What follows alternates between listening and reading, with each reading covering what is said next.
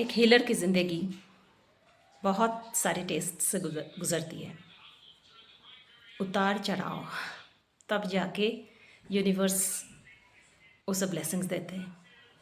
एक हीलर हमेशा बहुत प्योर, बहुत क्लीन, लैक ऑफ ग्रीडीनेस,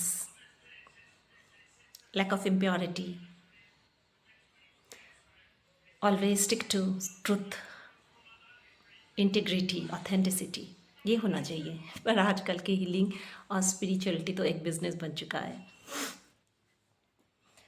खैर, मैं इसलिए कह रही हूँ, हमारे मैं काफ़ी दिनों से ही छोटे मोटे वीडियो में बोलते आई हूँ कि हमारी जैसे अर्थ की एक वाइब्रेशनल चेंज हो रहा है, एक स्पिरिचुअल एरा कन्वर्शन हो रहा है, जिसे हम चाह के भी अवॉइड नहीं कर सकते।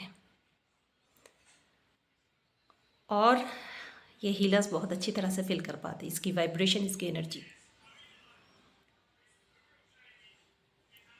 दोस्तों, कल मेरी जो सेशन है वो क्लिनजिंग सेशन पे है, और अब से कुछ दिनों तक मैं सिर्फ क्लिनजिंग करूँगी, इसलिए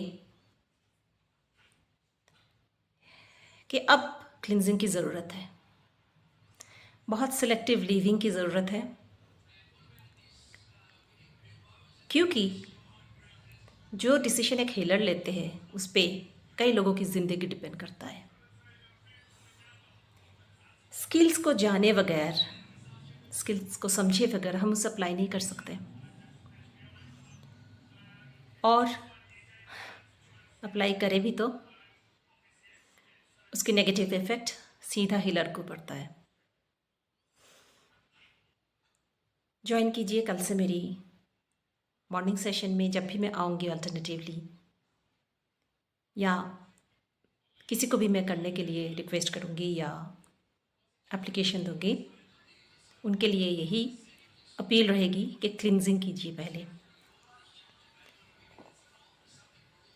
फेसबुक फ्रेंड्स मेरे जानते हैं कि मेरी काम कितने दिनों से मैं कर रही हूँ, और ग्रुप्स कितने बार मैंने किया है। सिर्फ ऑथेंटिसिटी रखने के लिए मैंने अपने ग्रुप्स को कई बार नाम चेंज भी हुआ है। इस बार मैं मेरी ग्रुप फॉर्मेशन के लिए एप्लीकेशन रखूँगी। So very soon applications will be open,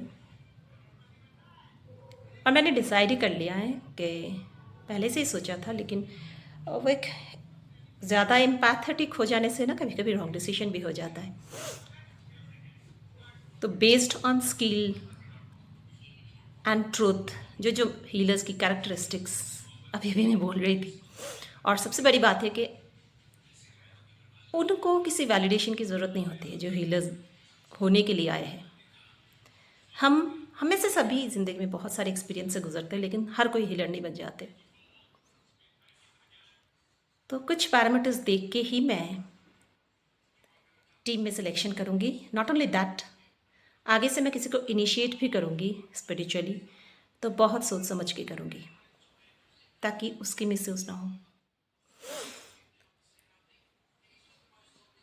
कल योग है, कुछ कर नहीं सकते, कुछ कह नहीं सकते। ये होगा नॉर्मल है। रिशफलिंग के बाद जाके जब सेटल होगा तब हम जैसे लोग सांस लेंगे। सो मिलते कल मॉर्निंग की सेशन में। Cleansing for deep seated pain, deep seated wound को आप कैसे रिमूव करेंगे अपनी एनर्जी फील्ड से, इसके अलग अलग तरीके मैं गाइडेड करूँगी, आप लोग ज्वाइन कर सकते हैं।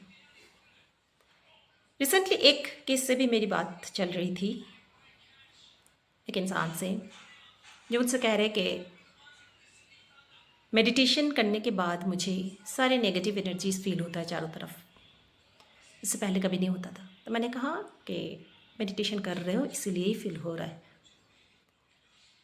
तो जब कोई बंदा एक्सप्लेन करता है तब पता चल जाता है कि ये बंदा सही बोल रहा है कि झूठ बोल रहा है। सोशल मीडिया पे लोग कितने झूठ बोल बोल के लोगों को फंसा रहे हैं, मैं यही बोलूँगी, पैसा कमाने के चक्कर में। बचिए उनसे, इतना बोल सकते हैं। बड़े बड़े ऑर्गेनाइजेशन, चलो कल मिलते हैं क्लिनजिंग सेशन में।